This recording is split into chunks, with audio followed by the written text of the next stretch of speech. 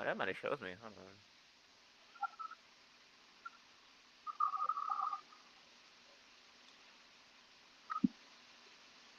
At least I thought it did. Let me see.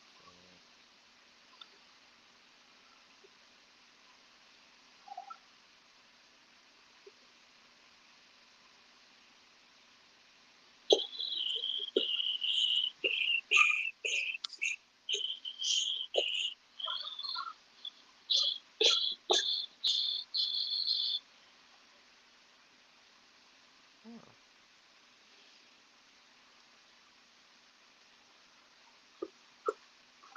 what the hell? Oh, we are in. Okay, it is up. It is up. It is up.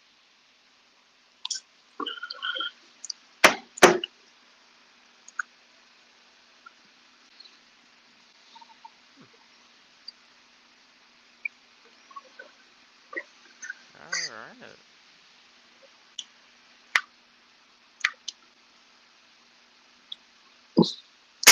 Let's do it. Yeah. Actually, but you want to see it? You want to see how many people show up? Like, wait a little bit, or just kind of just No, let's go. do it now? Yeah, yeah, let's go. Wait a minute ago. Oh, let's see.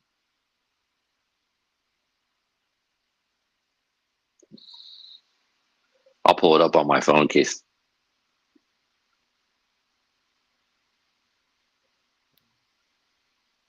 Actually, I'm not pull up my computer because my phone's freaking weird.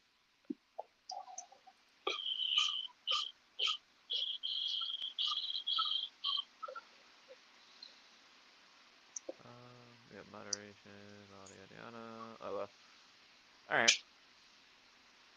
Gonna pause this real quick. Bet.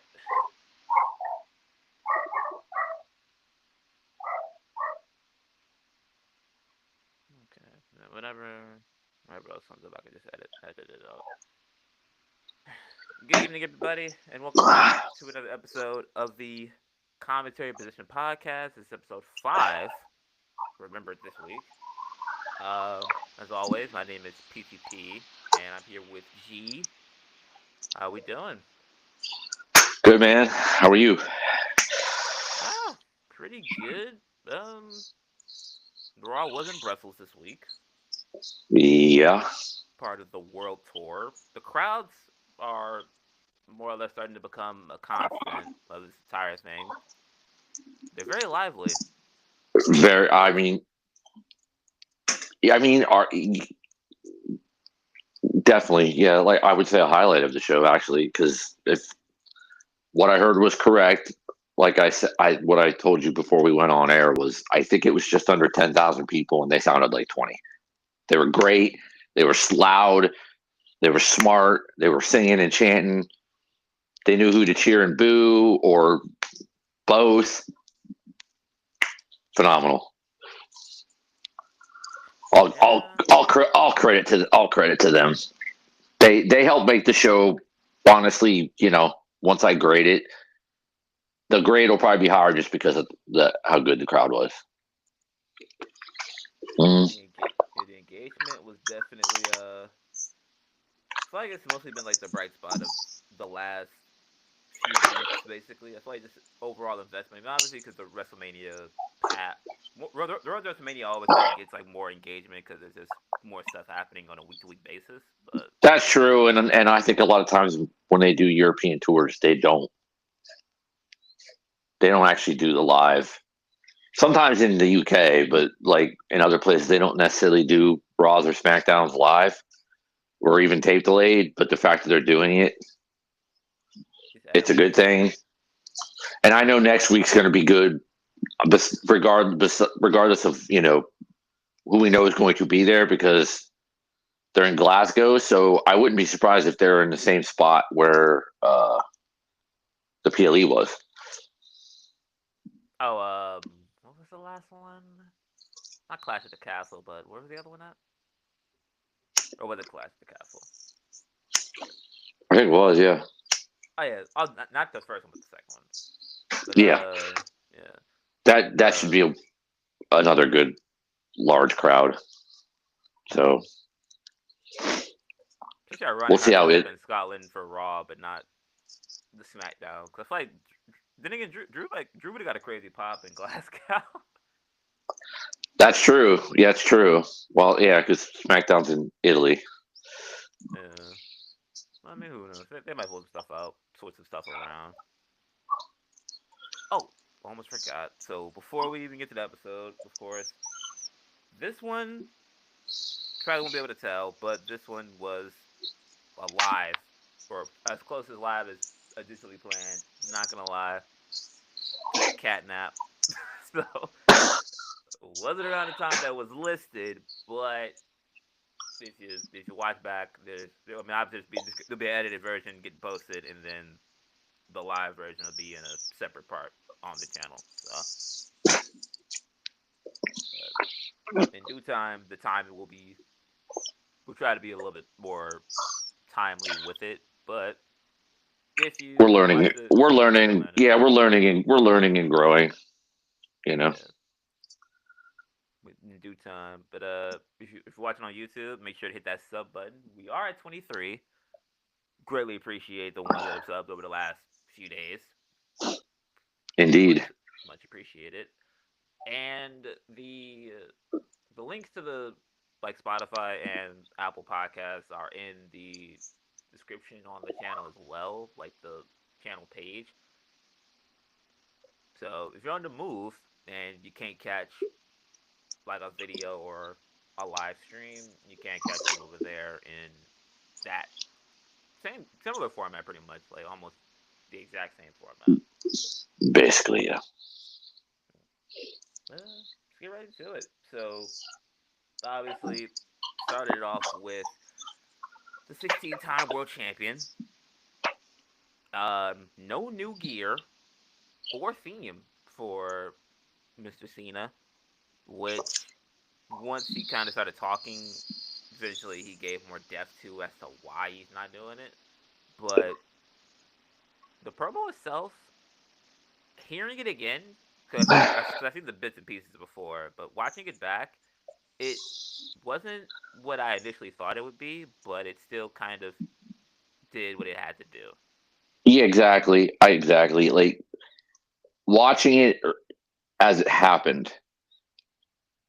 I'm like, I'm seeing it, and I'm thinking, you know, based on expectation, it was like, not that it wasn't bad, not that it wasn't, any good. I'm not saying that. Of course, it was good, but it was like, yeah, the expectation of it, and then thinking back on it,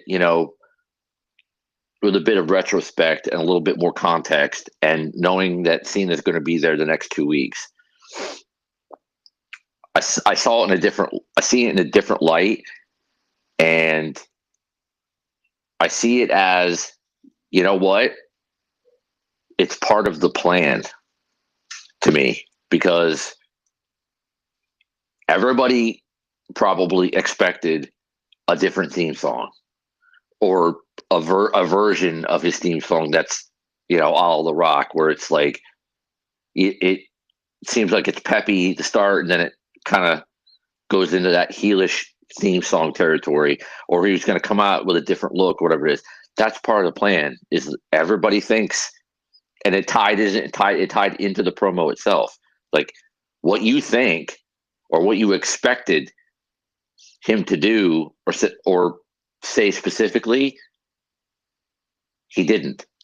They aren't giving it to you. He's not giving it to you, and he made that clear in the promo that he's not, in so many words, like the you know the underlying part of the things he said is, he's not giving you what you want. He's not going to give you what you want anymore, and that played into that. He's not changed. He didn't come out to the theme, a different theme. He didn't come out looking any different. He's not giving anybody what they want anymore. He doesn't care. He's over it. He's done with them, which is what he said in the promo. Is, in essence, I'm breaking up with you. I'm done with you. You know, he gave the line that, I'm not a nice little kayfabe there. Break. I'm not a heel. I'm not a baby face. I'm a human being, and basically, the fans have taken advantage of me, and they've been a puppet. You've never respected me. I'm just a toy to you. I've given you everything, and you didn't care. And then he even turned on, you know, the people who've booed me, you don't matter, and the people who cheer me, you don't matter either. And he even went after the kids. Nice shot.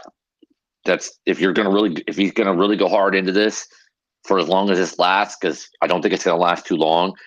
He even went after the kids, because he even mentioned a kid in the crowd who was upset or crying. They didn't show, but he hit that mark, and all what he said made sense for him. A bit of John Cena the person, a bit of John Cena the characters. Like, I've given you all of this, and you've just taken, and you have taken me for granted, and you cheer me, you boo me, you just take. And what about me? You don't really care about me. So it was contextually after the fact, thinking about it and realizing like he nailed it. Yeah, because at least in a way, the whole even in bringing up the invisible thing, which was kind of funny as far as saying like you've made me the butt of an invisible joke for 15 years. That was clever. Yes. It's like definitely something that probably needed to be done. Yeah, absolutely. Like it's like I feel like if anything, they're giving him kind of, at least for the first interaction that they presented to us, this has like Drew McIntyre coding where even though John is the heel in this scenario, what he's saying is very much the most factual thing you're probably going to hear from anybody. Because to me, he didn't lie at all. There isn't, like, because Cole kind of sold it at the end where it was like, for 25 years, these fans have been behind you and giving you everything. And from what I heard in the promo, I mean, for 25 years, he was on thin ice from the prototype run. The Dr. Economics gimmick did get him over, don't get me wrong, but yeah, at some point, like you said, it didn't last. So now what do you want me to do? Yeah, like the fans got over it and then started the dueling chants and the Cena sucks, which he played into, but in essence, to him, it weighed on him, and it grew over time. Where I guess he decided, well, if I'm going to go out, I'm going to do it my way and screw all of you, because I don't care about you booing or cheering me.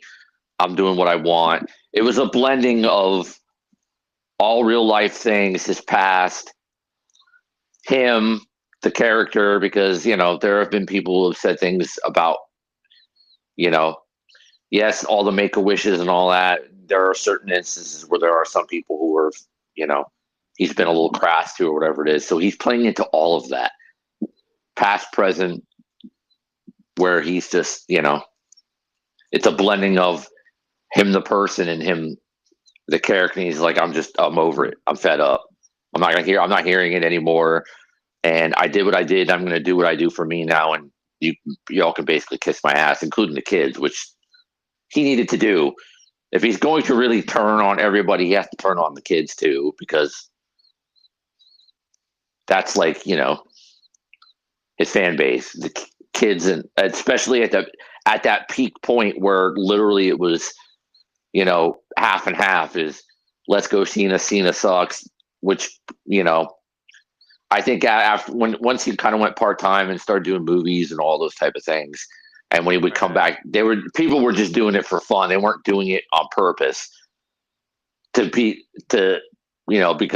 half the crowd still thought he sucked. It was just it was like basically it was like a living meme where it was just like, it was just fun to do because that's just whatever they know to do.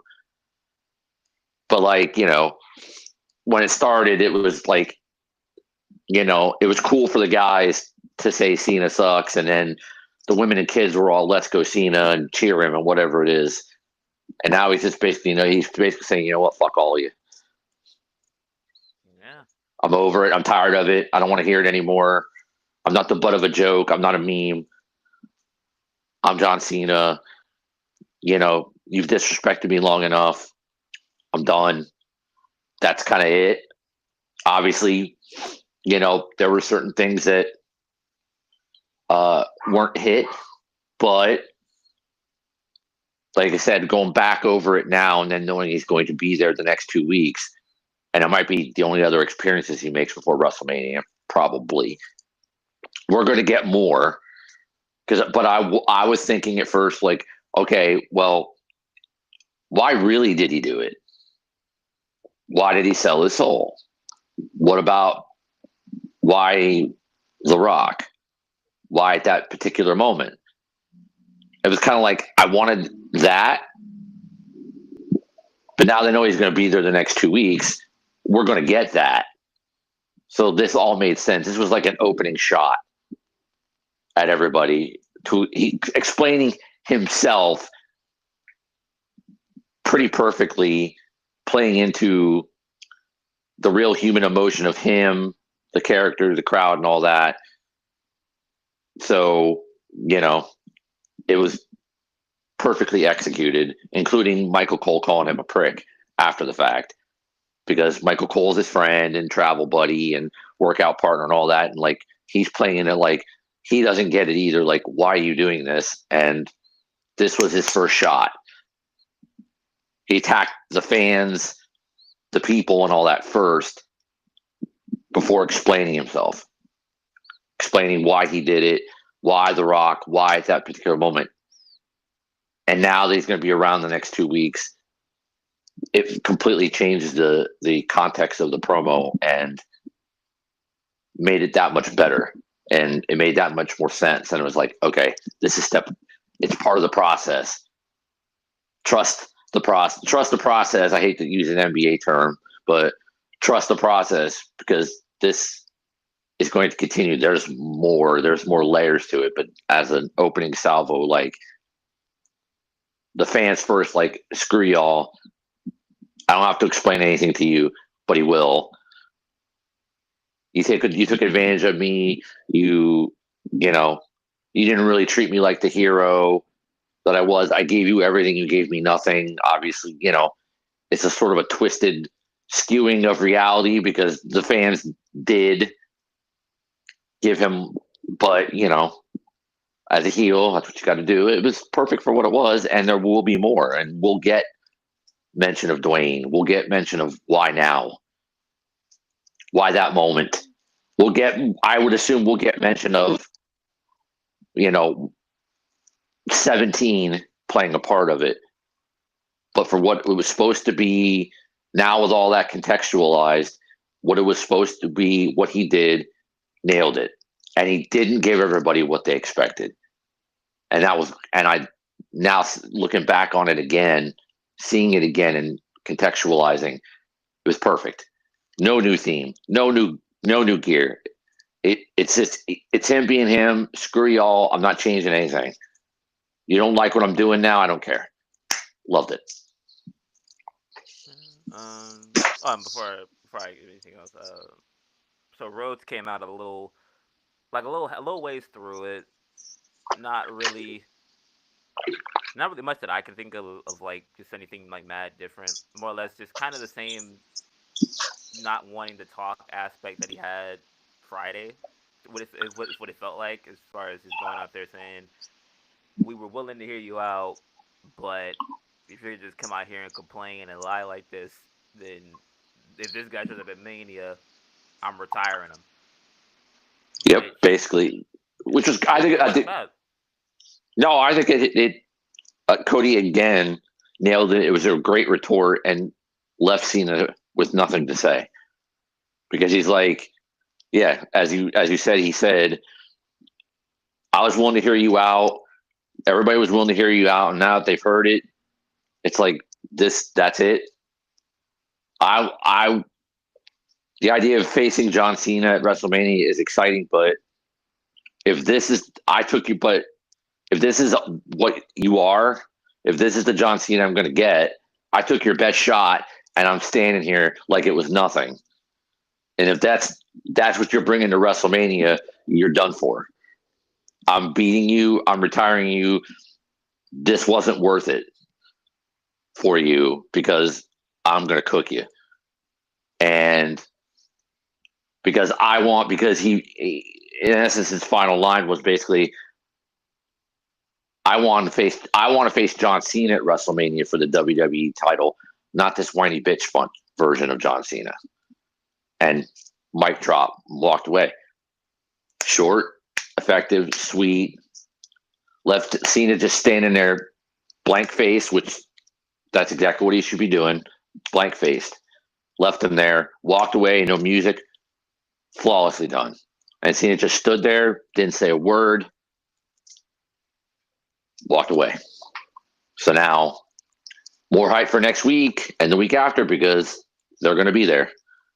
So, what do they do next? Do they get physical? What does he say next time? Now we can all be hyped to find out. Yeah. Overall, it's like, if I had to think more or less, just at least from how the promo went, at this point, I don't really even think we're gonna get the explanation as far as at least from like the, because if he's already doing things the opposite way as far as how he wanted to do it in the past, where he said, "Oh, I had a theme ready, I had new gear, I was gonna do the complete opposite of what I was." At that point, I feel like if he changed everything, then the explanation would have tied with that, just from like if it was a new vibe and new everything.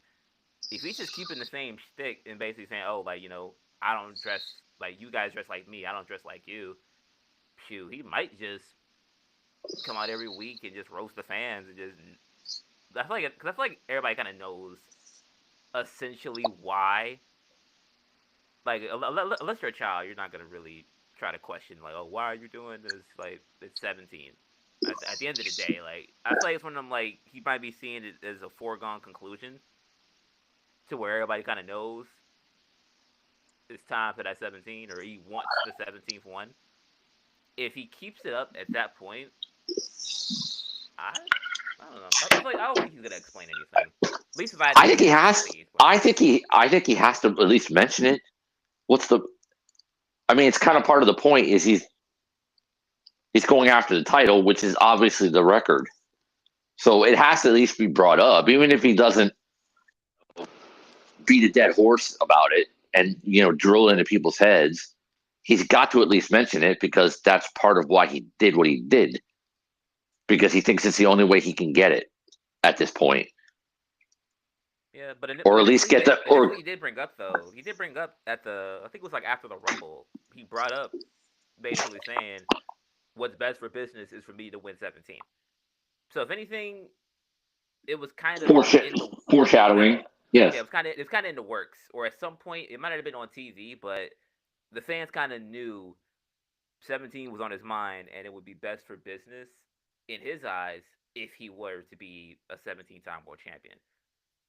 And maybe from the stance of, to go to the controlling aspect of the power that The Rock has, maybe Cena doesn't even truly know why he's doing it, and maybe Rock has the better explanation than anybody could probably make. Perhaps. Or that Cena could even make for himself. Perhaps so, but I still think he has to make mention of it. Obviously, that was foreshadowing that he wanted to do it, but he's got to say why this way, why he thinks this is how he's going to do it instead of just trying to do it. Why did he choose this method, this route to get there? I mean, it could all play into it once he brings up The Rock and, or however he says it, The Rock came to me, Dwayne came to me, however he refers to him, I don't know. Dwayne came to me, we talked, whatever it is, and he just kind of said, "Hey, you know what? You got to just say screw whatever." Even if that's how he explains it, it still works. Because I feel like depending on how he explains it, then you get a bunch of what ifs and scenarios. Because like when it comes to John Cena at this point, to be honest, I feel like he kind of has to do it like like how Triple H used to do it back then, where it would just be like Triple H used to never explain fully why he did some things, but in essence, you already knew he was doing it for some gold. But you kind of just have to like kind of like weave through the words and just be like, oh well, That's fair, but he Triple feels he's bigger than this, and then he just fair. takes a step back. That's a fair point, but it's almost an apples to oranges thing because Triple H is more known for being a heel than a babyface, and John Cena's never been a heel. Like, I mean, really a heel since like way at the beginning, and but yeah, a heel for more than like a year and a half. I'd say. yeah, like a long, very, very long time ago, before some people who are watching now were even born. So Yeah. this needs a little bit more explanation. Like, you know, yeah, okay, he says what obviously foreshadowing with the best for business line clearly at this point is to do that because maybe the seed was already planted that like what the Codys of the Codys of the WWE world aren't going to lead WWE in the right direction going forward and aren't it for the future. So you know what? We got to step in and take over again because this isn't it. Whatever it is, it still has something to do with The Rock, and he's still going to have to explain that. Yeah, I guess because some aspect. Because otherwise, why did he do what he did? Why did he need The Rock if it's simple logic? It's just like, okay, if this was what you wanted to do, if you think even a babyface John Cena could do what like he did, could try to do Cody like he did Roman, even though Cody's obviously far better now than Roman was at the time. When Cena and Roman had that little thing, and Roman wasn't the best promo at the time. Far different Roman. Yeah. And Cena basically cooked him on the mic, like, hey, if you want to be the guy, you got to learn how to talk, bro. Kind of like that, where he blurred the lines a little bit and cooked him on the mic. And it's like, you ain't it. Well, if he thinks that, okay, but why, again, why now? Is it age? Is it ability? Whatever it is, and some sort of insecurity that he's not going to probably mention. He has to give detail, like why The Rock, why that moment, why did he need that, regardless of his mindset. Even if he's like, screw the fans, screw everybody, you took advantage of me, whatever it is. That's blurred lines, reality type of stuff, which worked very well, and it definitely worked very well today. But that can't be it, because you could still do that, but you still have to. There still has to be an explanation as to why Dwayne. Why did you need Dwayne's help? Why did you need to be, quote unquote, Dwayne's champion to do this? We have to have something. Even just a mention of breaking the record, whatever it means to him, is fine, because it'll tie into Dwayne. But you still got to tell other people. You can't just go this whole way through WrestleMania, especially if he's going to win, and not tell anybody why Dwayne. The Rock can say The Rock did all this and and what, Cena's going to play stooge and say nothing and just stand next to him and just like nod his head. Yes, that's not John Cena. I know this is a different John Cena, but it's still John Cena. John Cena's not going to just stand there and go and nod while The Rock talks and just go, yep, that's it. Yep, I'm his guy. Yep, come on. Nah, he's got to say something. It would be a little lame if that's what he did. He's got to at least say, put some fire. They got to play it off at least, whether Rock swerves him or betrays him or he's not the guy. There's actually somebody else, and Cena's being played, which is a theory I have, possibly, that I'll give later. It still needs to look like, okay, he's Rock's choice, and he needs to explain why he did it. but it needs to at least sort of seem like they're on an even playing field because it's John Cena and The Rock. Like The Rock isn't leagues over John Cena. And on face value in wrestling lore, The Rock, I could get flamed for this, but if you look at WWE history, if you're going to look at WWE history, if you're going to look at the lore of WWE, if you really want to break it down, put them on a scale. Cena's ahead. Cena's above. Cena's more GOAT. Sorry. He is. Overall, as an entertainer and a personality and an overall icon, of course, The Rock, Dwayne clears him. But just WWE alone, nah, bro, come on. Cena is above. So on TV, even if he's The Rock's chosen champion, whatever it is, there has to be some semblance of equality where he's not playing the obvious subordinate role to Dwayne. It's got to be sort of like a partnership, like a mutually beneficial partnership where The Rock's not like making him seem like he's a lackey or a subordinate or, he's his, go boy. He's his gopher. Like, okay, I got you.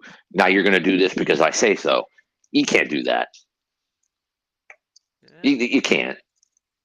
If it was somebody besides John Cena, that could probably work where there's sort of a bit of a subordinate to him to a degree, doing what he wants because they're gaining. But this is John Cena. John Cena's got to say why he did it, and it's got to come off like they're a bit of at least a storyline wise, presentation wise, they have to be like at least sort of on an even keel, even if it's like 55-45, where obviously Rock's the board member and he's The Rock and he's the final boss or whatever it is. So, okay, he's going to be slightly above, but it's got to be close to even. Yeah, which I kind of feel like in a way they went with the route they did, as far as he just kind of comes out, attacks the kids, and more or less the way he went directly at fans.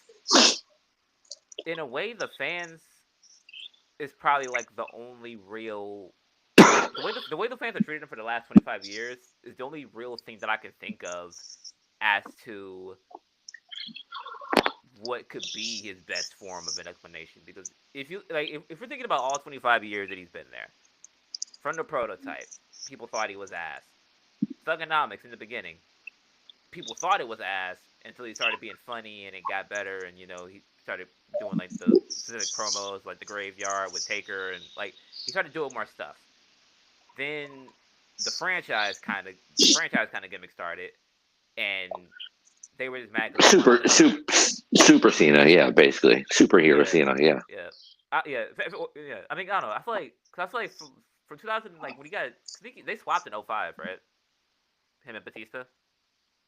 Yeah, it was. Yeah, so I feel like around that time, he still had a little edge, and I'd say like Super Cena probably started around like maybe like 2000. Well, he was still kind of thugonomics. There was still a little bit of thugonomics in there. Yeah. As the WWE champion when they switched, yeah. Yeah, I say like around like 09. Yeah, you started getting like Super Cena. He started wearing all the colors and stuff, but there was a bit of that. There was a bit of that, like Hulk Hogan like wear off, where it's like, okay, it's like he was rinse repeat. He's been good my entire life, damn near. Can we get something else? Other than Cena was dropping the title and putting people over, which is not something Hulk Hogan's known for. Sorry, but he's not. At least Cena was doing that. Like, it's just, I think at the time the company was in a different place. There weren't enough as many main players or whatever it is. So he worked with what he worked with, but he didn't really.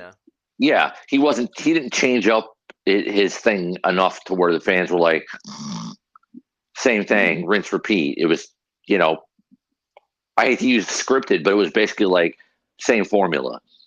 Yeah. Cena battles adversity. He might lose, like with Edge. He might lose, but then he'll turn around. The next time they get him, he's going to cook him. Yeah, as far as like his feud with Orton, it's like him and Orton, they weren't playing hot potato, but every once in a while Orton hold it for some months. Maybe one of them got hurt or something. Then the next time you see him, vice versa. Same with Edge. Yeah, He same with fought Edge. They he fought Umaga. Umaga never held the belt. Ironically enough, when he was like the most dominant on the, it's like there were certain eras where you can be like, oh yeah, well, if 25 years reflecting on it, if I had any reason to hate you, it would be like, oh, like Umaga should have been champion. Like in a way, the promo I kind mean, of that's encompassed fair. what That's I feel fair. like There, from explanation standpoint, I feel like that's one of them things where somebody could say, oh, you didn't put this guy over, or this guy was the next big thing, and you well, did that's this. true. There, Yeah. for as many as like, well, you could have put this guy over. There's also, you know, Carlito's first match in WWE beat Cena for a title. You know, the Yeah, Nexus is as poorly as, it was before Cena was Cena though for Carlito though. but then as poorly as the Nexus was booked, he put the Nexus over. He put the Miz over at WrestleMania. I mean, so he helped. Honestly, he helped make Edge to a certain degree. He helped make Edge the actual rated R superstar. He helped make that. Yeah, but in some ways, yeah, the regular superstar would like them not like as far as like him and Orton having that white meat baby face, ironically enough, to kind of bounce off of. Because Hey, if yo. you're gonna if it was No, it's just white meat. it's like like for it to be that evil, you have to have that polaring figure.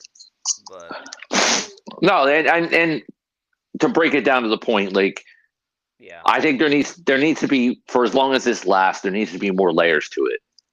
He's got to, if he's only got so many shots to hit it, to drive it home, that he's just over it, screw everybody, I did what I did, then this was the perfect opening salvo. Attack the fans, attack what they've done to him, attack how he feels as both the character and the person. A little bit of both. yeah, But he give it a base to go off of for yeah, next week. right. Well, the next two, and in the next two, we'll probably get some physicality. I can kind of see it where he explains a little bit more.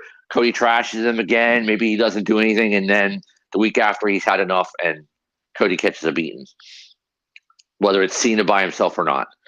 And then Cody catches a beating like Cena's had enough, and they physically go at it.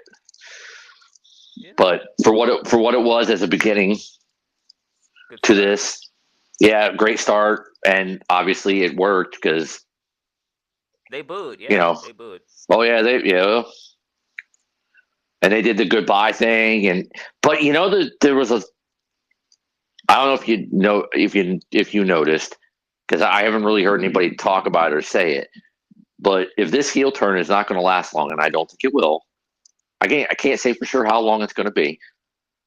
Could be as soon as WrestleMania if one of my theories might be right, but this is probably not going to last too long. But if you noticed, like when they were doing the goodbye thing, he was kind of standing there, and then before he went to the back, he stood there, and he kind of just did this half turn towards the crowd as they were booing and jeering him and saying whatever it is, and you could almost see in his eyes like a little bit of doubt, little like it could be of like, okay, is this another layer to this whole thing where maybe he doesn't 100 what he said. There's a little bit of that actual Super Scene is still in there. And he just looked back, and for a second, you could see in his eyes, like, did he actually 100% believe what he said? Yeah, Is it could be something of interest to note of because possibly, yeah, because they're very good at layering things now, and that could have been done on purpose. To like maybe he doesn't 100% believe what he's saying, which would be okay because It'll help lead towards this short-lived turn, however long it is, but it'll be short because we know he's not going out like this. But plant the seed for him flipping back, and however they do it, whether it's what the hell am I doing? I shouldn't have done this, or he gets screwed and then he has to repent to the fans, to everybody in the back, et cetera, et cetera, et cetera. Like, oh God, what did I do? I actually didn't betray them. They didn't betray me. I betrayed myself. Oh God, what did I do? And then the redemption begins, because it looked to me like in that moment, when he looked back, if you looked in his eyes, it was like, oh, is that what I think it is? Like, maybe he doesn't 100%. Maybe he's at like in the 90s or whatever it is, and he's gonna carry on with it. But there's just that little part. It's like, did I make a mistake? Like, should be intriguing to see what they do next. It's gonna be fun. Oh yeah, this is gonna be great. Yeah, this is gonna be fun. Yeah, just being just the beginning, there was a lot to unpack there for sure. Yep. So a little bit after that, we had Dakota Kai and Io Sky, prepping for Dakota Kai's match against Ivy Nile. But one thing of note that I want to say most people probably would have seen, but most are probably not going to think that much about, which kind of rolls into the next segment or the later segments in the night. You can see Karrion Kross and Dominic Mysterio having a conversation like on the left side. I did see that. Yes, I did. And I'm not going to lie, they got me, because I was sitting there like, And then what happens later, it was kind of, and I'll kind of explain it when we get to it, but it kind of was like, oh, so Dom isn't as stupid as people think he is, or at least as Finn in character thinks he is, with what he ends up doing later in the night. And considering the Judgment Day at for a time was maybe not this most current incarnation of them, right? But for a time, the Judgment Day kind of did the same. Not to the extent that Cross is doing it now, but they had a little bit of that like devil on your shoulder thing, where it's like, the mind games. like yeah. But now Karrion is like taking that to another level, and could this be a new Judgment Day? Yeah, I think we even talked about that a little bit. Like, we did. We mentioned like Cross fits the mold that they used absolutely to said, and what they could actually be forward, but just in a way more long-term dastardly way. Because with JD back, I think no offense to Carlito, but like I feel like Carlito's is there Carlito's there for the memes, but at this point I rock with it.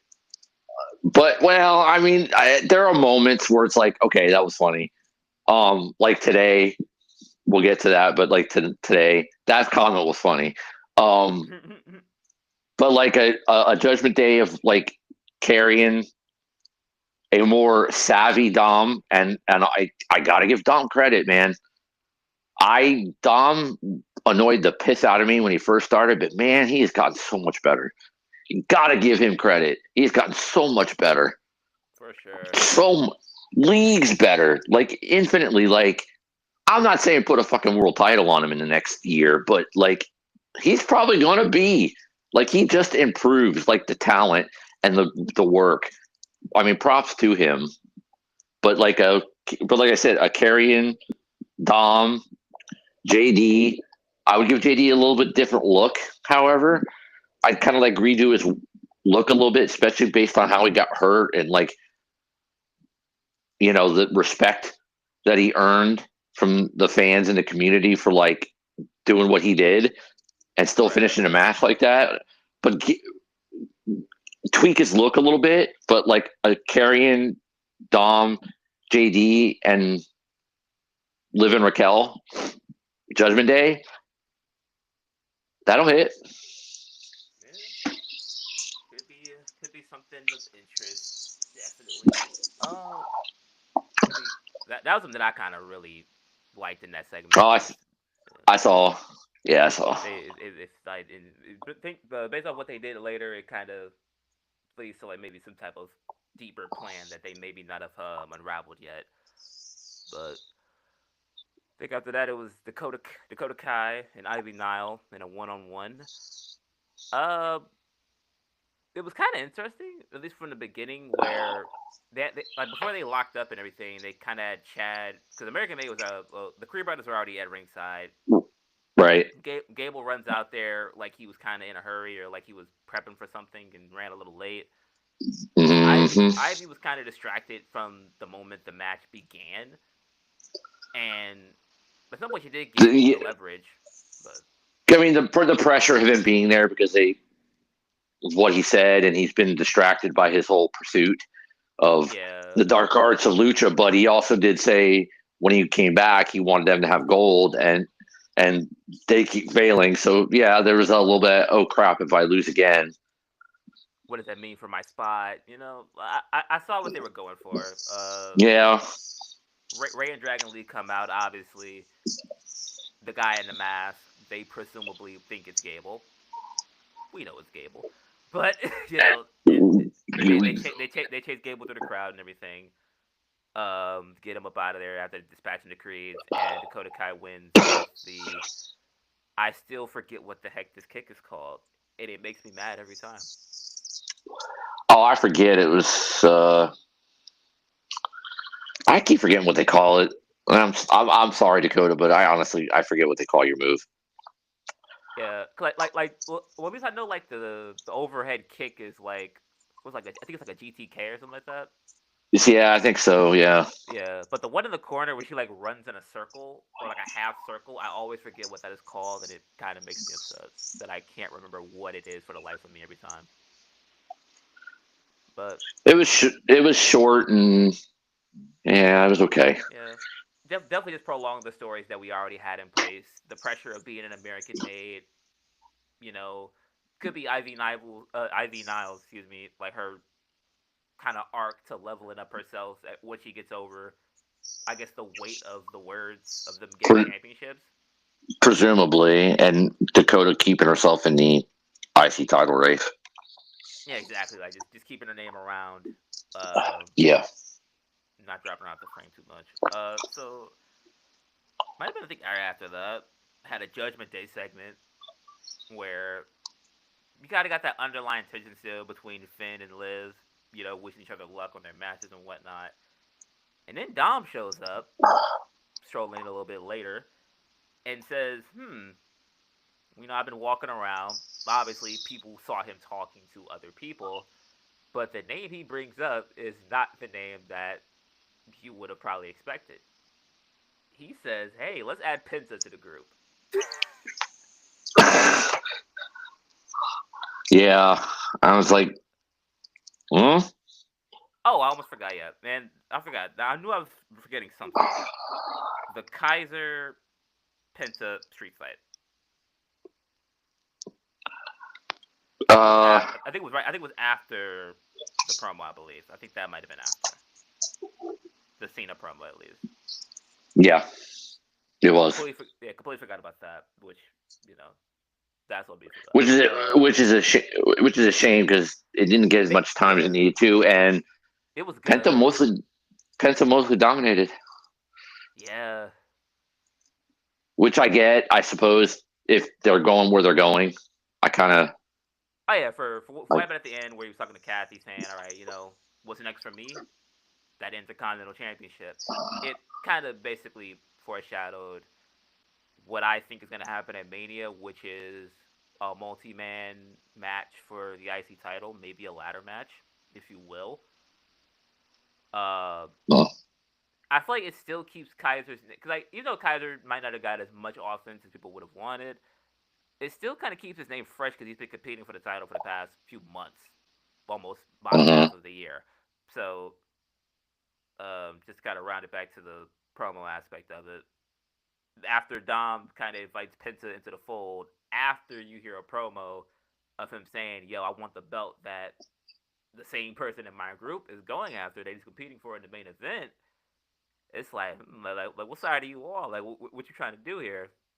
Finn calls him a snake, and I'm not sure what Carlito. What you remember what he said afterwards when Don was like, "Yo, like, how was I supposed to know he wanted the belt?" I Yeah. think he said like, Even though he, are you even watching though, the show?" Or something yeah, like that. I Yeah, said, bro, don't you watch the show? Like he had just said it. Yeah. yeah. It was kind of funny, but honestly, the implosion definitely either an implosion or like a rebranding is definitely on the way, and it probably won't take fruition until JD comes back or that debut kind of comes into a fold as well, being Alistair if he is to return at some point within the next month the next week before Mania. Ye probably. I mean, I don't really know, honestly. I mean, they kicked up the teaser on Friday, but I mean, WrestleMania might be so packed they might do it right after. It seems more Yeah, likely that it'll be right after. Yeah, give him I that designated spot to get the pop. Ray Phoenix is gonna. It's far more likely Ray Phoenix debuts by WrestleMania than Alistair coming back. I would say. Yeah, especially with it being like most people would expect Alistair's return more so than the debut of Phoenix. So the reaction for Phoenix is probably going to be a lot. They're going to get a good one regardless of where they go. I feel like when it comes to Phoenix. Sure, both of them will, but I think it's more likely Ray Phoenix debuts over before Alistair comes back because I don't know what they're doing with him. We don't even know what could it be. You know, maybe it's not Carrion, and Carrion's going to continue on this devil on the shoulder thing where he just for ally's sake or to form a new group of his own, who knows? Or it could be him Judgment Day, or maybe Alistair's the Judgment Day, the one who takes over Judgment Day. But I'm leaning more towards Alistair's on SmackDown because of his wife, and that they like to do that, keep couples together. So, but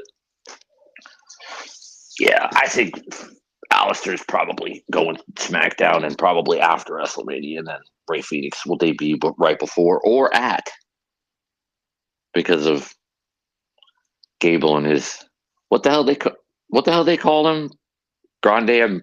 What are they calling this lucha thing he's got? Grande Americana. Is that what they called him? What they call them, Grande Americano? I think it's something like that. Yeah, Grande Americana or something like that. Yeah. Yes, I believe that was what they said. Yeah. Big American is a crazy name. It was. I think that's what it was. It was like Grande Americana or something like that. Is what. I think that's what they said. Gable's like lucha persona, even though he's playing it off like it's not him. It would be an interesting twist if it wasn't, but come on, it's Gable. But it's fun. It's kind of fun that he's Oh yeah, trying to hide it. It's they're him. kind of making stuff up for it. I mean, it says Judgment the Tree mask too. says American made, and I Yeah. mean like Grande Americana. Like, come on, bro. I'm not It gonna was funny. The way Corey kind of played it off because he brought up like all the old men who used to be the Patriot. Oh yeah, he said yeah. He's like somebody could have bought the gimmick, and just threw the mask on, and then Cole's like, bro, American made is like smack dab on his forehead. What are you talking about? It's like, hey. At first it was like, yo, like you know who it is. Like he's doing Germans and all that stuff, but Oh yeah, you yeah, got because he dropped the German on Dragon League was kind of he's stuck like him dropped. for sure. Oh yeah, dropped him right. Yeah. I thought he was gonna do a chaos theory at first, and then it just turned into a regular one. Yeah, But interesting stuff. So then I think a little after that we had Jay Uso coming through the tunnel doing his little thing. I wonder if it's gonna be a weekly thing where he pretty much talks before the match, has a little bit of a walk, and kind of builds up into the entrance. It's not bad, but they've done it a lot lately for him. Yeah, they have. Yeah. But he runs into Gunther on the way to the ring, and typical, animosity. Gunther says he went to SmackDown obviously when they were in, where were they last Friday? Oh, was it Barcelona? Yeah, they were in Barcelona. They were in Barcelona. Yeah. Yeah, like when he ran into Jimmy, they had a little bit of a spat. Gunther basically says, I seen your brother last Friday. He's just as dumb as you are, and they get separated. But so not much really immediately at that current moment, but you already know what's going down. Jey Uso and Theory had their match. It ended mad quick, at least what I can process it to be. It was extremely quick. It was like two moves and over, and then Yeah, Waller took a super kick, and then Gunther jumped in and put the choke on him, and Jay fought him off for yeah, once. But Gunther, but Gunther had him again. He just fought off this time. He fought off this time. yeah. But like this time, and it wasn't even like a crazy. It wasn't like a crazy overpowered No, It was kind of it no, kind of like he slipped out in a way. Like maybe Gunther loosened his grip that's for a more second. accurate.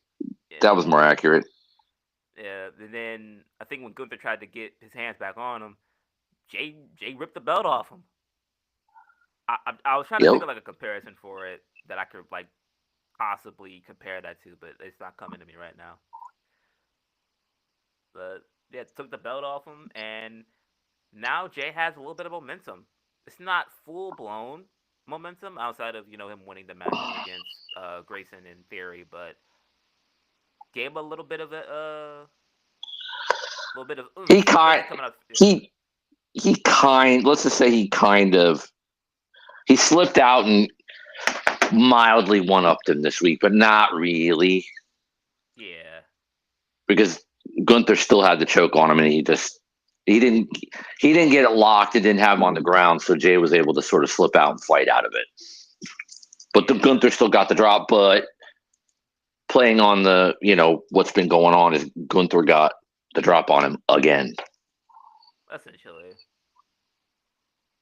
which in a way, because it's hard to think about like I get like the whole like living hell thing is ironically enough going on both brands at the moment because Drew said it last Friday. What could they potentially? Because they kind of admitted or revealed that it's a mystery partner in Jey Uso versus 8 Time Down Under in Scotland. Do you think they do the strange bedfellows type thing where like Gunther makes it seem like, oh yeah, I'll help you this week, and then You know what? I was actually thinking that where he doesn't have a partner, and Gunther to Adam Pearce volunteered to be his partner, and then he yeah, Jay gets obliterated.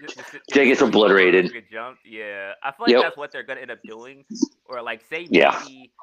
maybe say they have Jimmy in Scotland, but next thing you know, Jimmy's just in the back of hurt. Don't nobody know who does it, quote unquote. Gunther steps in, and then you still get the same result. But yeah, Maybe. yeah. Depending on, I feel like that's just like that'd be too funny of an opportunity to pass up on and be like, oh yeah, like maybe Gunther's trying to keep his WrestleMania match at 100%, even though he hasn't been for the past 3 weeks. But Yeah, that could be it. That could be very well it. yeah, Yeah, maybe. Or he has a partner. He picks somebody, and they get taken out, and then he's gonna do it by himself. And Gunther comes out as his Gunther. Yeah, Gunther goes to Pierce and says, "I'll be his partner. I'll play. I swear I'll play nice tonight and help yeah, him and whatever it is." And Pierce agrees, and then as soon as like the first time Jay reluctantly tags Gunther, and Gunther just puts him out. yeah. Immediately into one Hmm. job and it's like Drops bam, him. tag back in. Yeah, Yeah. but shoot, what's someone else? Oh, the contract signing. Yeah. Had Io Sky and Bianca Belair signing their WrestleMania contract. Was it like not even no offense to them because I very much like what both of them have been doing lately. Mm-hmm. Did the lines before they signed the contract just seem like very like off in a way? How so? Like as far as like I mean like Io, I feel like her like it might have just been like a tone thing from I got what she meant as far as no one's gonna disrespect her again because she's the women's world champion and at Mania she's gonna prove it. I understood that. Bianca, I kind of feel like she flubbed. Like maybe it might have been jet lag, I don't know, but I feel like she flubbed a couple of times during this. I don't know if she. I think she slipped once. Um, but I think in general, like they were short and to the point, and sort of just like Io. Yeah, Io said she's not gonna be disrespected again, but like she was too bubbly, Yeah, which might play into the match where she's bubbly, but and it's a bubbly confidence, but once she's in the ring, it's all business. Okay, but she came off too bubbly, and Bianca just she sort of slipped, but I just think the way they set it up to be, it seemed like it was just supposed to be short and sweet, and Bianca just said, I won't do that. I won't, you know, make that mistake again or whatever it is, and I'm going to be the champ. And that was basically it. Like yeah, quick. yeah. Until Rhea came out and basically kind of wanted to get her get back from last week. Which, ironically enough, she kind of did have a point where Bianca just sat down in front of her like, "This girl just smacked you last week, and you want us to sit out here like nothing happened? Like, what's up with you?" I thought that was kind of funny. She's like, she's not gonna just put hands on me and think I'm not gonna come out here and like, get my get back. So gets in the ring. Uh, basically they kind of start attacking each other. They mush Io again, which I'm not gonna lie, I get it from a standpoint of they're the bigger ones in the match. At least like if it does turn like I feel like a triple threat is almost confirmed at this point. I get Bianca Well, and Ripley, yeah, because she signed it and stuff. yeah. But I get them being bigger than her. But this whole pie facing the champion stuff gotta stop. Like I can't even lie to you. Unless it's playing into something where like they're that's part of the story is that both Rhea and Bianca are taking her for granted, like she's an afterthought. Yeah, but it's like to me, I feel And like but it's making her look weak, whether she wins or yeah, not. because like at that point, it's like she, at least to me, from a credibility standpoint. Well, maybe Rhea's probably. Well, I think everybody in that match has held the NXT title except for Bianca, like the main one at least. Yeah. But like they're all former tag team champions, former world champions. Like, but at least like from a I feel like at least from a reputation standpoint, Io is just as, if not as more credible than the both of them. Why is she kind of getting the short end of the stick when I feel like she could be the pillar for the whole thing? That's true. Because I don't know. There's I get they're the powerhouses, but I don't know. yeah, but like pie facing her and like an afterthought. I mean, there's a better way to play her off like she's being disregarded in this because she might have won in a fluky way, even though Rhea's never beaten her. Right. But they're like bigger, stronger, better, whatever it might be. Play it off that way. Then say that. Don't just be like, girl, get out my face. Just push her down because she's smaller. When she's the damn champion and she beat Rhea, regardless of the fact that Bianca was sort of involved, but it was more. It was more Rhea losing focus and focusing more on Bianca being there than it was Bianca actually screwed her. Yeah, and Io just won. And Io just won, like as an afterthought. But then there's a different way to play it, and like pie facing her and making her look weak is not the way to do it, whether she wins or not. It's just not. But Like even in the sense of like from like how Io's initial reign started for SmackDown, and then she cashed in on Bianca after a. Did she cash in on Bianca after a triple threat? If I'm not mistaken. God, I don't remember that. Yeah, at least I think. Might I think have, it was. I think it might have been like might have. yeah, it might have been like the SummerSlam in Detroit. Ironically enough, maybe that's why it's sticking in my mind. But it's it's. I feel like at some point they didn't even bring that up as before this last instance. Io's last claiming of a championship came at the expense of Bianca. But it's. I mean, maybe they'll figure out the build fully because I feel like in a way it's almost they wanted to really do Rhea and Bianca, which I don't think anybody would have had a problem with. If I'm being completely honest, if you really just wanted to book that or have that on the card, you could have done it, and then you Yeah. could have just built Io up for the heel run after, kind of like how you did in NXT, where like she was losing all the time, and then eventually she just kind of turned on her friends, but got way more serious, and eventually ended up claiming the belt. So you could have Or built the her up, or the briefcase. yeah, like have her win Money in the Bank again. Like you've had multiple multi-person Sure. winners. Like I think like CM Punk won it like 3 times. I think right, damn near. Yeah. Or was he back? Or was he like you've had multiple time Money in the Bank holders. But I also think Yes. Roxanne might get that briefcase though. So I mean maybe that's a She different she story. might she might, yes. It's a Yeah. different story. But it's like at that point, I feel like you could have still built up credibility for Io or something along the lines of, oh, let's give her a proper feud after Mania. If the whole feud is gonna just be, oh snap, hold on, what happened? Nothing, we're good.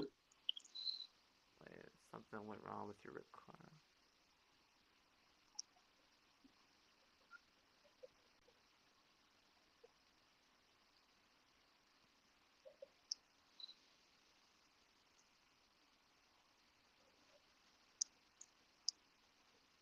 I don't know what just happened to my screen. You phased out for a few seconds, but then Yeah, we're still live. We're still no, we're good. We're still live. It's just me and you phased out for like 10 seconds. yeah. I don't know what that was. My bad, guys, for that. It gave me some type of prompt or something, but yeah, that's like there's like a couple things they could do to. There's a couple ways they could have took it, and people could have got that one-on-one match that they've wanted for years, and Io could have gotten a little bit more respect in a more closed feud, like a more one-on-one type of setting. But it could just be me. I mean they've got a month, so I mean we'll see. I don't know. Yeah, they got more time to flesh it out, but yeah, at least If they're at gonna least keep doing this, if they're gonna keep doing this and Io's gonna win anyway, it's not gonna make her look strong. yeah. It's just not.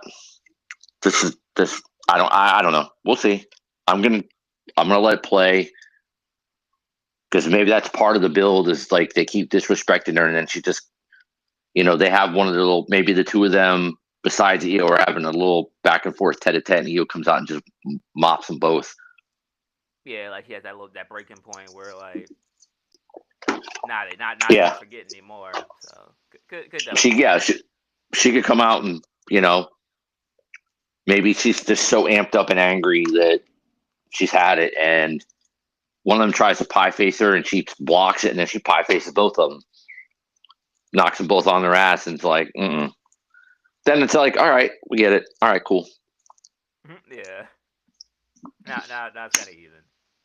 Mm-hmm. Uh, so I think based off what happened earlier in the night, we had the Creeds versus LWO. Because earlier in the night, the Mysterio and Lee kind of dispatched them in the middle of the Ivy Nile Dakota Kai match. Uh, nothing too crazy. Still a good match for what it was. The Creeds are amazing. You know, Yes. I really do feel like and it's crazy to me because going back to the whole like Ivy kind of cracking under the pressure thing, But Granted, yeah, Gable wasn't at ringside. I do feel like the Creeds handle they're handling the pressure of the task a lot better than Ivy is, yes, which makes sense. I mean, they're former champions and everything like that, so I mean, it makes sense for them to know the seriousness of it. But you know, I feel like they're being put in a weird spot for them to be like as good as they are. They're in a weird spot. yeah, they are. I don't know what's. I don't know. It's like they're getting TV I do. time, but at that point, is it worth the TV time if they're always just losing? They look good, but they're always losing. Or at least it feels like they're always losing. Yeah, I don't know. Like, well, we talked about the whole um, uh, going to SmackDown part thing. I think, Oh yeah, they didn't get moved over. yeah, makes a hell of a lot more sense now, doesn't it?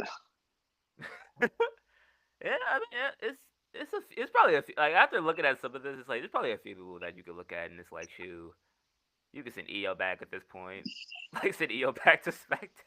There's a couple things you could probably do at this point that would just sound a lot better or look better booking wise that they're doing right now. But yeah, but the Creeds, well, obviously, of course, like the Creeds take the loss. They went off the Ricochet went off the 619. Luchador comes out in the mask. We talked about it earlier. Puts the beats on him. He runs after the crowd. Same old not run of the mill, but like same old as the week prior, but not really too much to go into after that. Mm-mm. I think is there any? Oh yeah, the Seth Rollins. Seth Rollins. Uh, This was the part of the night that I was not very much fond of. It's more so. It's not really because of what he said, but just the fact that nothing was said at all. yeah, basically, like it was. Honestly, it was a. I mean, yeah, he said what he needed to say, and let everybody know that he's going to be. He mentioned Roman, he mentioned Punk, and he said that he's taking a trip to SmackDown. So okay, great. SmackDown will be a lot better because now Roman, Punk, and Seth are going to be on there. Right. But yeah, they sing along to his music, and he stood there in the ring, and then they went to commercial, and then they did more sing along to his music, and blah blah blah blah blah blah blah, and then the talking was very brief, and then it was it. It was like just nothing against Seth, obviously, but like basically Right. time fill. It's like, okay, we need a chunk of time, but why couldn't you have given the main event more time, or gave Penta and Kaiser more time, or the tag match more time? Like why spend 15, 20 minutes for Seth to speak for two when you could have, you know what I mean? Like you Kind could of. have given It's anything. almost like they You could have, panicked a little bit, if I had to be honest. but you could have Which, given anything more time. But you could have been like, okay, you know, wait a couple more minutes, have Seth come out, and then go to commercial, and then come back, and they could have sung along to his theme like they did, which is fine, through commercial, and maybe another minute or so, or less than a minute, when they come back from the commercial, and he cuts his little promo, and he's done, and you could have given the main event more time because Braun and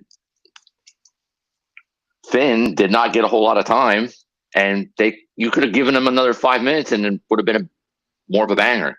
Like, I guess it's probably the way I'm guessing it was like, okay, well, we're giving the main event this, so it's basically like stretch it out. yeah, Even though essentially. even though they're not necessarily on time constraints, and the show ended up ending early anyway, but it's like you couldn't have given If you wanted to end before you wanted it for the show, for whatever reason, travel, whatever it might be, Right. I just think it was a waste to have Seth out there for 15, 20 minutes to speak for like two and then leave. Yeah. Just to be like, well, I'm going to Smack. Just to basically say I'm going to SmackDown. Yeah, because even when he talked about, because even like he said like I came out here mad as hell, but the singing kind of made me happy. It's like, bro, what are we doing right now? Like, what? Yeah, Like, yeah, if you wanted to be like at that point when Punk came out there, it didn't matter what the crowd was doing. He went out there and just like shot from the hip and was like, "Yo, I'm pissed off. I lost at the Chamber." It didn't matter what was going on with the crowd. Like the crowd's gonna love you. We know that already. But it shouldn't deter the character from getting the point across as Roman kicked my ass. I'm mad. Like I don't think that should have changed it at all. But and then he kind of tried to piece it back together when he said, oh trust me, I wish they were here too because they're gonna both be in Italy.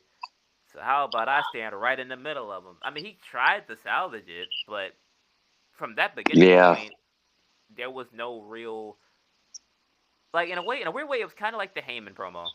Like to be honest, they're now even at least until Friday if they do the same thing. But now they're kind of even because Paul kind of had a respectfully in the middle type of promo to fill time, and then Seth had an in the middle promo to fill time. So well, okay, sure, but Heyman's wasn't that long, and I don't know. It was yeah, okay. It's just from a length standpoint, Heyman definitely. I mean, it didn't take up too much of people's time. Mainly just to Seth, like if you're gonna not say anything at all, it did have the promo, it did have the sing along take 15 of the time up. Like I don't know, it seemed weird. yeah, it was. Yeah. Respectfully to the crowd, I mean, like I said, like we said earlier, the crowd was phenomenal. I just like at that point it Yeah, was not needed. absolutely. Yeah, absolutely nothing on them. Yeah, definitely needed, especially if they're all gonna be there on Friday. Why not set the landscape for a heated altercation between three of your top superstars in the company by just having Rollins go out there pissed off, apoplectic, and drop a bomb? Like I feel like that would have made more sense. Pretty much, yeah. Yeah, like even if like he said like, oh, I'm not mad at Roman because he kicked my ass or he wanted revenge because I would have the same thing. But then after that, he kind of just lost it. Yep, At least pretty to me. much. Yeah. So that was I mean, it sets the table. They're going to be there in Italy.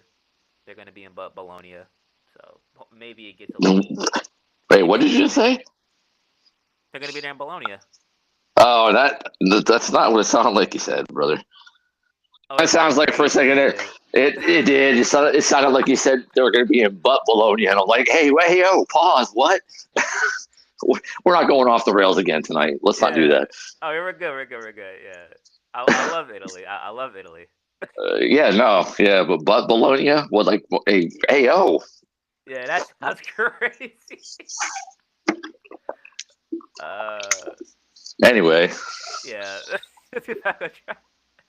So they foreshadowed some of the matches that's going to be on the card for Scotland next week. Gordon, yeah. Lyra Valkyria and Raquel Rodriguez for the women's IC title. Had a feeling it would be within the next 2 weeks minimum. Could have been tonight if they wanted to, but they had a women's match on the card. And the location makes sense. Yeah, definitely. Because I think Lyra is Scottish. Yeah, I believe so. Yeah, makes sense. Or yeah, somewhere around there. Give that hometown feel. CM Punk will be in Scotland next week, I believe. Mm-hmm. So kind of like a hyping up of that on top of the fact, kind of basically like getting people excited because they know he's gonna be there Friday in Italy, and then boom, back to back, you can see him in Scotland. And then also, like we said, Cody Rhodes and John Cena will be there next week again for a potential, war of words. Do we think in If this not more, situation, correct. yeah? Do you think in this case we see maybe Rock via satellite potentially?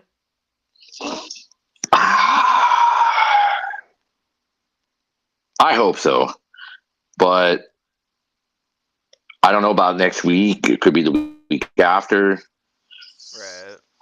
I don't know. I honestly don't know. It could possibly if that would that he should. Yeah, I feel like if they want He to like should. add some emphasis, like say they're arguing next week, and it gets like to like a little shouting match, and then The Rock shows up on the Tron and is like, "Hey, the People's Champ couldn't be there tonight, but The Rock's champion has every right to say what he said." Like just something that kind of like you still get like you said, you still give Cena his airtime, but now you add that layer as far as The Rock basically kind of still being the puppeteer, essentially. He could do that next week or the week after. He could do that and then say, the Rock's champion has the right to do and say whatever he wants, Right. including and he can even do something like including this and the two fingers he did, and I did. There's a short about that that we have posted. Go look at that. Do the two fingers. Cody's back's turned and Cena pummels him. Yeah, let's say like just immediately hits him with a chair or something like out the blue. Yeah, Yeah, maybe. Yeah, that because you've got a month. If Rock's heavily involved in this, I mean, like, how many times is he going to show up or appear in some way before that? yeah, because I don't think they leaked his potential dates yet, so he's really just a mystery as far as when they want to bring him on, I guess. Which I guess in a way Yeah, we makes don't know, sense. Yeah, in a way I feel like it makes but sense for the role he's in to just be more of a but we mystery. got to give him. You know what I'm saying? We got to give him benefit of the doubt because he did say, "Just trust the ride we're taking you on," and we got Cena, so it's like I just hope he appears a couple of times in the next month at least, building up to Yeah, that because he's going to be there. So, but you got to build it up because we're assuming the match is not going to be a straight up one on one. So, what is it going to be, and how are they going to play that? Like, yeah, so he's got to be there at least a couple times. yeah. So I think before we get to the minute, there was an AJ Styles kind of like mini segment. I'm trying to figure out. Well, it starts about Logan Paul initially, but Karrion Kross interrupted. Talks about how it took Styles 17 years to get to the WWE. Forgot all about how long it took him to get there. That is actually crazy work. Because at first I think he said 16, but it was actually 17. And kind of tried to plant the seeds of doubt and say maybe Styles is just jealous of how quickly Logan Paul made it to the big time, I guess, or in IWC terms. I'm not saying that legitimately. Don't kill me. Uh, and I guess like Styles isn't falling for the mind games. Cross, I feel like, is just doing a lot of different things right now, and it's more than what they were doing with him when he had the stable, which is kind of weird. Yeah, Like you give him the final test, which is a shame because he. Mm-hmm. Well, yeah, it's a shame because he doesn't have a stable to back him up, but one could be brewing. Yeah, it could be on the surface that they just are Yeah, better. or it's Judgment Day. Yeah. Could be. Like he's been pulling the strings the whole time to try to help add a new member before they bounce Finn, and he's been spearheading it the whole time. Yeah, like I said earlier, like Dom being seen communicating with Cross early in the night, and then kind of pivoting to where he's like skip it. I'm gonna throw Penta in there. That's almost on par with maybe something that Cross would do to kind of just throw off any let me bring up the name of the guy that we clearly know is a threat, whether you have the belt or not. I'm just gonna bring him up and see what you do, and it kind of might have threw Balor and kind of rolling into the match. It kind of might have threw Balor off his game going into the IC title match. It was very short. Could be. It certainly could be. I mean, like I said, this whole time you know, Balor's going to be the one that's going to be out, and Cross has been doing this and trying to get into people's heads the whole time to not only maybe throw them off their game, but as a recruiting tool to see who might bend to his will and buy what he's saying, so that the new Judgment Day has a completely new look with new people, and he's seeing who he could get to get in their head, and then Balor gets kicked. Maybe Carlito is kicked too, which I'm guessing is probably going to happen, and you get a whole new look, a new Judgment Day that's better presented, better look, whatever it is, and maybe it's just it's Cross's way of trying to recruit people. Yeah. And seeing who buys what he's saying and who doesn't. Whoever, obviously, to go to that side. Wouldn't it be wild though? Because he did the little thing with AJ, and then when AJ walked away, he's like, him and Scarlett's like, it's working. Yeah, like you notice how they said that? After he said, he's after he said like, I see what you're trying to do. It ain't gonna work. And then they kind of snickered. Was like, I think it is. I think it kind of is. Would it be nutty if they kick Balor out, they kick Carlito out, and Karrion Kross is Judgment Day and AJ? Actually, wait, brain blast. I'm not gonna lie. Shout out to Jimmy Neutron. I just thought about something. Initially, if we're really tying it all together, right? Yeah. In the initial stages of the Judgment Day, like once they kicked Edge out and Balor was a part of the fold, their first target was AJ. That's right. So the whole thing was, hey, Finn, Finn's like, we're buddies, we go way back, Japan, whoop de whoop, and it was like, they showed flashes back then of like, let's let's bring Edge to the Judgment Day, only for inevitably the club to come back, and then they feuded for a little bit because Liv was included in that, all that stuff, right? Yeah. This could be the biggest long-term storytelling I've ever seen in my life if you get an instance where, cause I'm not sure, I think Cross had to be back around that time, I believe, as well. I know if he's doing the same thing with the whole anything he touches turns to the complete opposite type of thing. But if Cross is able to not only, like I said, maneuver himself into a leadership role for the Judgment Day, but then do something that Finn couldn't, and actually get AJ to embrace the Judgment Day? I mean, that would be crazy, and that's like hella good long-term storytelling. It's like, remember when? And then he folds because it's not like AJ as a heel new. You know what I mean? And he wouldn't have to really be like, dark magic or anything, because that's not what the Judgment Day is anymore. But the only issue I would have with that is like, if he's in the group, who's the head? Because AJ, are you going to make Karrion the head and AJ's going to be like a follower? Because I don't really see that. But also, I feel like or they do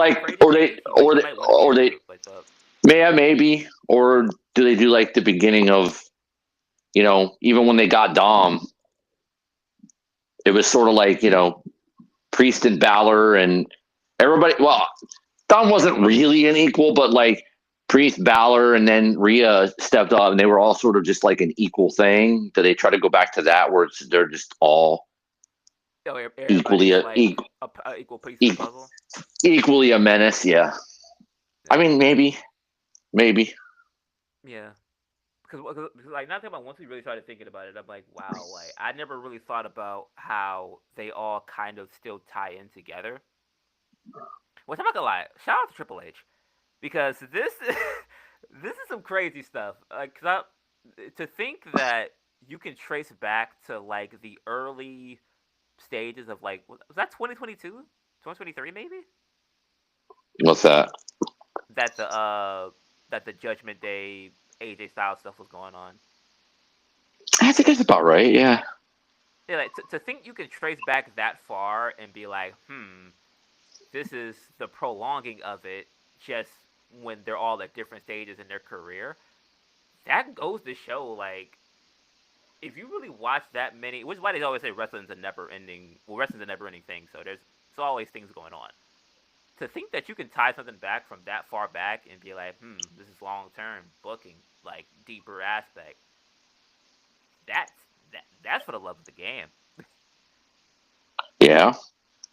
And like, if you, it's like one of those, like, if you see it, you see it. If you don't, you don't. You know. Yeah, maybe. Yeah. Yeah. Yeah. Something of note, because I mean, AJ hasn't been. Well, he was heel a decent bit ago, but I mean, Yeah.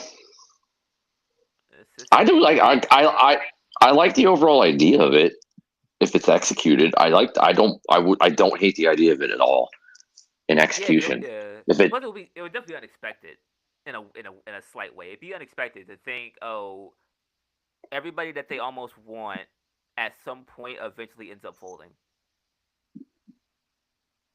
It's just really a matter of like yeah, when they fold to the stable. yeah, maybe. But would that include Sammy? Because he's gone after Sammy too. Would that include Sammy? That'd be nutty. Oh, if Sammy Like folds Sammy too. folds, Oh, like that'd be Sammy crazy. folds too. That would be Yeah. nutty. That would be very different to watch. Because at least from Sammy and AJ together in a heel group. That would be bizarre to watch. yeah, cause at least like Not in a for bad way. Not in a bad way, but it would be like that would definitely be like that's like new. yeah, like if we're like if you break it down like from like we started with Edge, right? Finn, well, I think at one point they wanted Finn in there. Where everybody, it might have started with AJ even from that point on. Yeah, AJ's always been the target if I'm really starting to like unlock everything. But like they wanted Finn, took a while, but they ended up getting him. They wanted Dominic, took a while, ended up getting him. It's like, Right. uh, I think so far that might have been the only time recently that's been that type of transformation. But if that's the direction they're going with, to where every once in a while, that like you have that one big domino piece that kind of like changes the landscape of what they do for the next year or the next months to come, there the Judgment Day could go on for as long as the Bloodline stuff. And I think people kind of didn't really think about them having this much depth, but they have a lot of plot armor now. Yeah, they do. Like if they win, especially if they add Cross to the fold, they could run that for a hot minute. Oh yeah. For a hot Yep. minute. And the belts too. That group could Oh have yeah, the belts and run the show yeah, for the because most like part. yeah, because Well, also maybe not like all. Maybe not all. I guess in theory, world title could be a possibility, but like IC tag belts, they could have them. yeah, I mean I Women's, see women's, I women's women's, titles. women's tag, IC, maybe even women's title, possible. Yeah, Yeah, sure, they could spin that sure, block the tag team division. They could do it. sure. Oh yeah, that tag team division would be heat. Any combination of those guys in a tag team, they could freebird it. Yeah, Mm, yeah. Sign me up. hey, sign it up. AJ and Sammy or something like that. AJ and Sammy as a tag team, take my money. That would be that would be great. Yeah. Then again, I don't know. In a weird Oh way, yeah. I'm just thinking about it. If the WWE started having more like New Japan like staples, where they just had like 7 to 8 people in a group, do you think that would hit?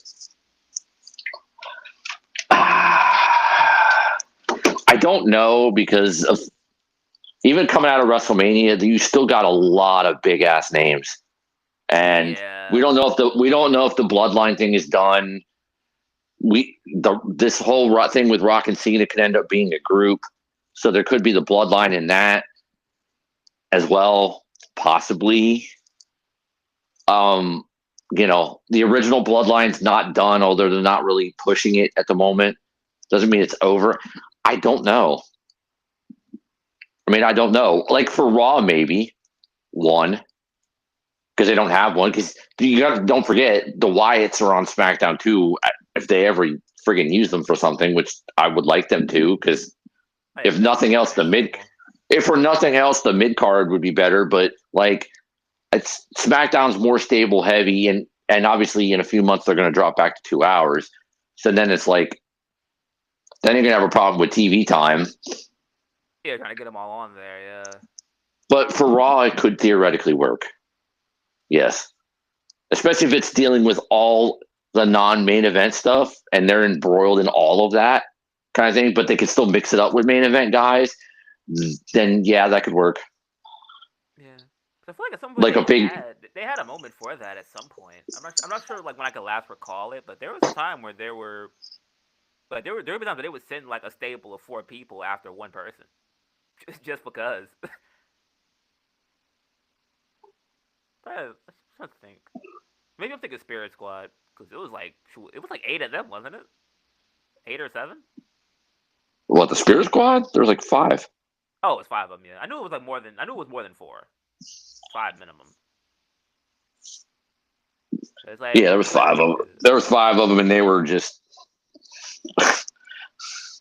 they were DX can. They were total DX cannon fodder.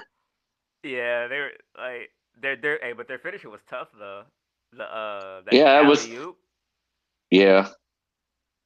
But I think the more that passes by, with the more names they add to the roster, it's almost like you just want more stables on the show because there's just so many characters that I feel mesh well with each other, or you could. That's true. I think once maybe some certain other things maybe die down a little bit, you can. But I think right now it's a little heavy. Yeah, right now it's like they're trying to like. Right now they're steering in a direction, and then I feel like probably like post Mania, after because they always determine reset button. I feel like after Mania, now they're like, okay, like now we're fully immersed in the 2025 arc, and then we can just start throwing like maybe these guys work well together, or maybe we can see if these ladies can work in a stable. Because I just seen. That's true. Yeah. That's true. If they want to build, if they want to just at least build up the tag division, right, or something like that, the mid card, like build the tag and mid card belts with little mini stables or something like that. And I'm kind of hoping there's one with the ladies on SmackDown that we talked about. Yeah, which is crazy because I just seen them go to TNA, which kind of threw me off because I'm like, dang, I don't know. Like for those that don't know, I mean, we're talking about Metaphor, Lash Legend, and Jakara Jackson. Yeah. They just showed up at was it Resurgence? I forgot what TNA pay-per-view just passed, but granted, NXT and TNA have the working deal. It's kind of one of those things where usually if they're involved in that, they're probably going to be down there for a while. Like that's almost like excursion territory. So yeah, probably. Depending on how that works, but yeah. Before we wrap this up, if we had to grade this episode, what are we thinking?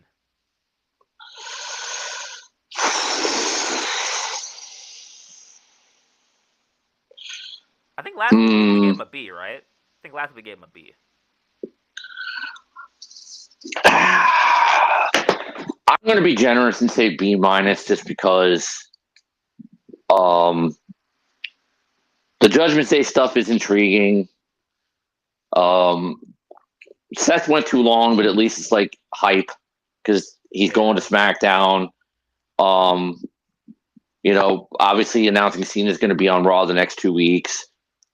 That first half hour was outstanding. Main event was solid, even though it ended abruptly, and I expected the turn. It was still solid because Bron and Finn are pros. Bron's outstanding, so I'm going to be generous and go. And the Rhea Bianca EO thing was fine. It was a little flawed, but it was fine. Still builds the hype. It still added hype to the match. It's still going to be a hype match. It's going to be very good. So I'll be generous and say like B minus. Yeah. I'll probably yeah. I'll just go. It's just a flat, like a flat B. Oh, At really? yeah, because I feel like granted I am like a sucker for storylines. Like just seeing certain minor things in the background, like make me think about the other characters a lot more outside of what's like the main thing being like put on the table. Because I'm pretty sure most people are looking around the scene. They're looking around backstage, but in most cases, how many people are you gonna see that watch Raw and you bring up some of the little things that we're looking at? Unless you're like fully, unless this is your job or like you're just like always scanning the screen, you're not gonna notice that Dom and Karrion are having a conversation, or you're not gonna realize, That's true. uh, yeah, you're not gonna realize, oh, like when they were doing the Liv Morgan stuff, how they came out the same door. No one's looking that hard, but I feel like the fact that they're adding that aspect for people that want to peel back the layers and have a kind of feel for what they're doing next, or like, maybe these two could be a thing. Maybe this is a route they take. That in itself, I'll just give it a flat, a B flat. And plus, the Penta match was a great opener. Those guys cooked. Wasn't as extreme as you thought it would, as you would have assumed it to be, but they couldn't go all out when you have Breaker and Balor in the main event, even though one of them should have got more time if they were like struggling between what is what. But I don't know. Yeah, fair. Yeah. And yeah, I think that wraps it up for this Yep. Raw review from Brussels. I was kind of looking back and forth. Anybody who kind of stops by, like we said, this is the first one we've tried to do. Over time, these will get better. So kind of just Yes, they will. treading the waters here, getting our toes wet.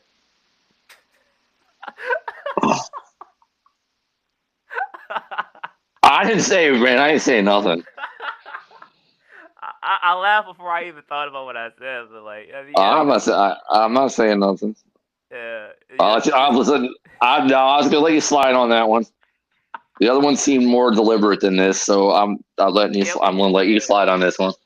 yeah. What's it great? What's it great? But yeah, trying to kind of like testing the waters here, seeing how this goes. I think we peaked around 6, so whoever stopped by and stuck around for whatever we did, I greatly appreciate it. Yep, we Uh, absolutely do. Hope if you haven't hit the button, hit that sub button, and there is a lot more to come. I think I'm gonna make. I think I'm gonna make those two what if videos on the WrestleMania main event. That if either come to pass, that's gonna be some heat. But I will get those out soon. yeah, and it'll be found on well, it might be found here. It might be on at Gino's game on TikTok. That's true. I might. Well, I'll probably do both. I'll probably post Yeah, here and there. Yep. yeah. But say you can see it anywhere. Had to get the plug in. Mm-hmm. But yeah, as always, if you're watching on YouTube, once again, hit the subscribe button. Also like the video. It also helps us get seen a lot more if you like the videos as well. Helps us expand the brand. If you want to listen to it on the road, Spotify, Apple Podcasts. I feel like most people don't really know, so I'm just gonna put it in here. I did make a short for it, but if you don't know now, you know it's over there as well. As far as following us on socials, at PTP_29 on Twitter and on TikTok, I I'm almost posting every day on TikTok for the most part. We even posted today, so if you want to see something similar to the whole the what if concept that G was talking about, every once in a while I might just post a random idea for what I think a Mania match might be on the card. You never know. But where can they find you on social media, G? Uh, Gino's game on TikTok. Yep. All right. Yep. We appreciate you guys for stopping by, listening to the episode, and we will see you guys on the next one. Peace. Peace all.